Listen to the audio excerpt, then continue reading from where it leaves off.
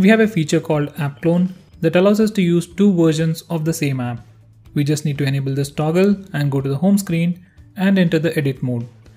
You will be able to see the plus button for the apps that support this feature.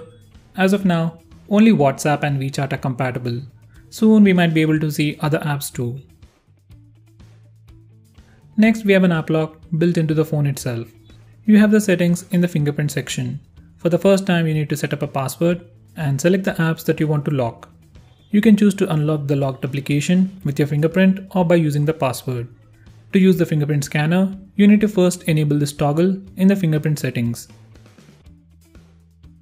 This feature allows you to use the beauty mode from the front-facing camera even while you make video calls from apps like WhatsApp. It just makes you look pretty even on video calls. Most of the phones doesn't offer this feature. There is an awesome feature called Super Saver mode in your control center. Once you enable this mode, screen brightness goes down, all the apps will be stopped, and you will get very limited set of options like calls and messages. It might not look fancy, but this mode will drastically improve your battery life. Use this mode when you are very low on battery. To take a screenshot on this phone, you can press and hold the volume down and power buttons. But if you have a hard time doing that or want additional features, we can use Super Screenshot. Just open the control center and press this toggle. First, we can take long screenshots. Just press the next button to keep it scrolling. Next, we can take rectangular shots. We can draw doodles and take screenshots with all kinds of shapes. And finally, we can also record the screen. All the phones running Android Nougat and above offer split screen mode, the feature where you can run two applications side by side. But Vivo offers a stripped down version of it. It only works on very limited number of apps. You can swipe using 3 fingers to start this mode. We can resize the window, switch them, and even close one of these windows. If you try to do the same gesture with other apps, this will not work, which is like a very bad thing. Unlike previous Vivo phones, this phone has on-screen buttons, and from here, you can change the button position. And if you want, you can try something new. You can go with the sliding gestures. You can slide from the right for back, slide from the center for home, and slide from the left for recent apps button. You can swipe from the corners to bring out the control center. By the way, you need to swipe where the virtual buttons were previously visible.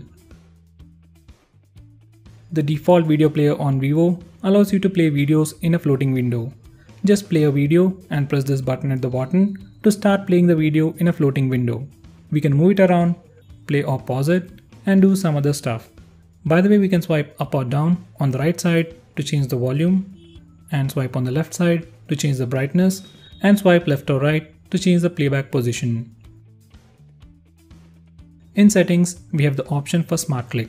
It's a quick shortcut that allows you to perform some actions when we press and hold the volume down button on lock screen. I prefer to use the flash. When the phone is locked, press and hold the volume down button to toggle flash. By the way, it doesn't work if you are playing music. We can also do other stuff like recording audio, opening the camera app, and do other stuff. This feature is also called night mode or reading mode in other phones. You can turn it on by using this toggle or based on a specific time, which is a very cool thing. This mode protects your eyes at night by filtering blue light. One of the USPs of this phone is hi-fi audio, and it does deliver to some extent. If you want to get better audio experience, in the sound settings, enable hi-fi audio for your default music player. For the best experience, you should have high quality audio and good headset too. If this phone is too big for your hand, you can enable one-handed mode from the settings to shrink the screen size. You can use a quick gesture to enter this mode and do the same thing once again to come out of it. We can also enable one-handed mode for the keypad and pattern lock. Once you do that, this is how they look. As you can see, there are a lot of gestures from unlocking the phone to opening multiple applications with different gestures. And the one I prefer the most to use is slide down to open the camera app.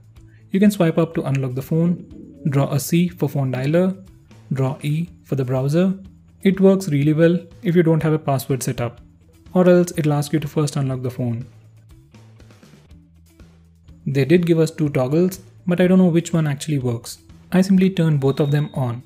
When your device is locked, simply swipe over the proximity sensor to have a quick glance at the notifications and the time. It is a super cool feature to show off, but it also pops up unnecessarily from time to time. And this phone doesn't have an AMOLED display, so if you keep doing it, it will drain the battery. This is probably my favorite features of all.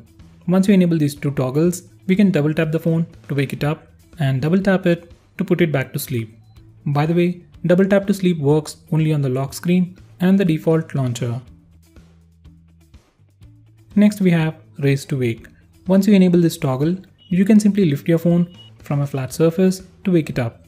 We also have other smart features which I suggest you to check them out yourself.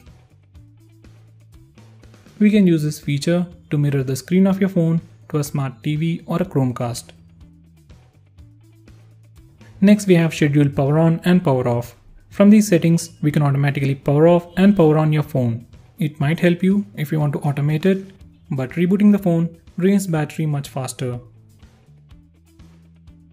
We also have themes. It changes the wallpapers, icons and fonts, but all this is limited only to the home screen. Once you enable this toggle, you can shake the phone in the lock screen or the home screen to turn on the flash. I had more of a hit or a miss relationship with this feature. Most of the time it didn't work, so I recommend you to skip this feature. Now those were the features. Now let's look at some important tips and tricks. This phone has a massive screen with an 18:9 aspect ratio, and this ratio is not supported by all the apps by default. This is Flipkart and this is Subway Surfers game. They don't take up all the screen.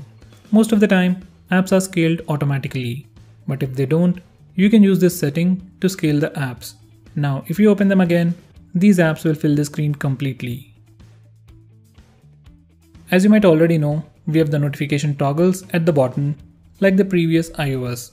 Using this toggle, we can disable that from showing up in regular apps. If you disable this toggle, you need to go to home screen every time to access these toggles. This is what Vivo calls the control center, and we have all the notification toggles for Wi-Fi, Bluetooth and many more here. By pressing this button, we can rearrange these toggles like this.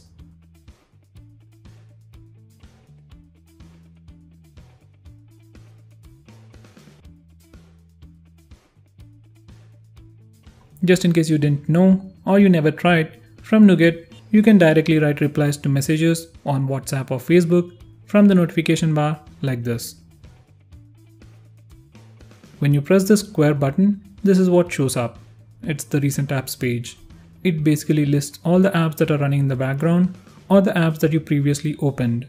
Most of the time, this phone kills the apps to save some battery life. So if you have any important app that you don't want to get killed or stopped, you can lock it and unlock it like this. You can do it for all the apps that you use frequently to make your phone look faster.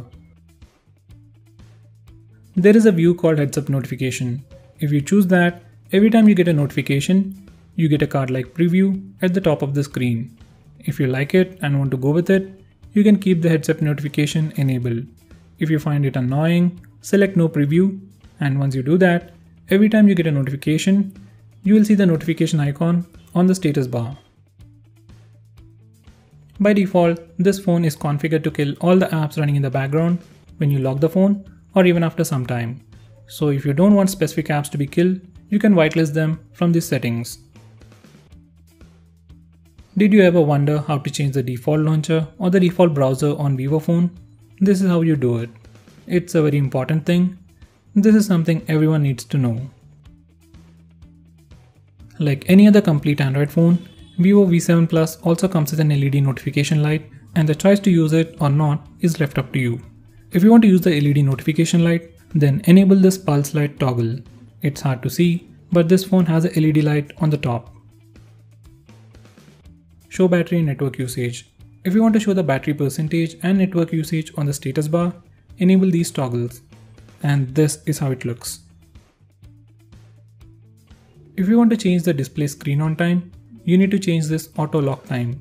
For some reason, Vivo chose to put it here instead of the display settings like everyone else.